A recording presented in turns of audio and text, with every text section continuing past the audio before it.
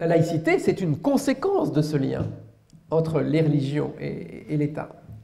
Et la laïcité, telle qu'elle est vécue aujourd'hui, va s'appuyer sur la loi de 1905. Cette fameuse loi de 1905. Et ce que je disais à Pascal, qui était tout étonné, tu acceptes que je... Voilà. C'est de dire que la loi de 1905 est une loi d'apaisement.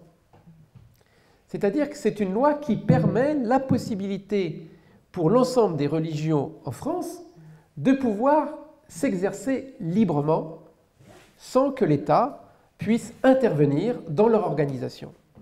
C'est ça la laïcité de la loi de 1905.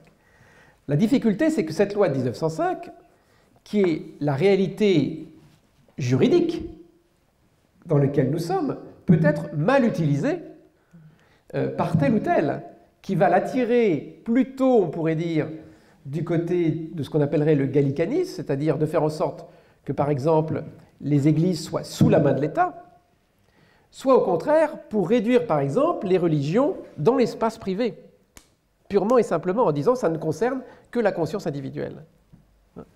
Or, ce n'est pas du tout ce que l'État, finalement, est arrivé en 1905. Vous savez que si c'est une loi d'apaisement, c'est parce qu'avant, il y a eu des troubles considérables.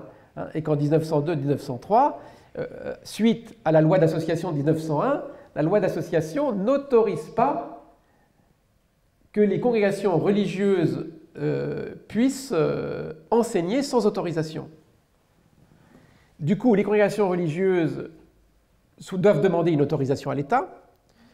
Qu'est-ce qui se passe en 1903? L'État n'autorise pas la plupart, rejette en fait l'ensemble des autorisations et interdit aux congrégations religieuses finalement de pouvoir exercer. Et du coup, l'État confisque les biens et les religieux se dispersent. Donc cette situation du début du XXe siècle va conduire à la séparation de l'Église et de l'État, donc à la fin du Concordat, qui était établi par Napoléon.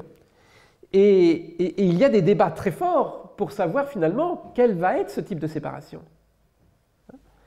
Parce qu'il y a toujours des aspirations, en quelque sorte, à vouloir mettre la main sur l'Église, qui était l'idée de M. Combes. Hein, voilà. Et en fait, la loi de 1905 permet, tout simplement, une séparation où la liberté de culte est reconnue partout. Et donc ça, c'est très important de prendre conscience de cet élément-là, qui finalement structure aujourd'hui nos relations entre l'État et les religions.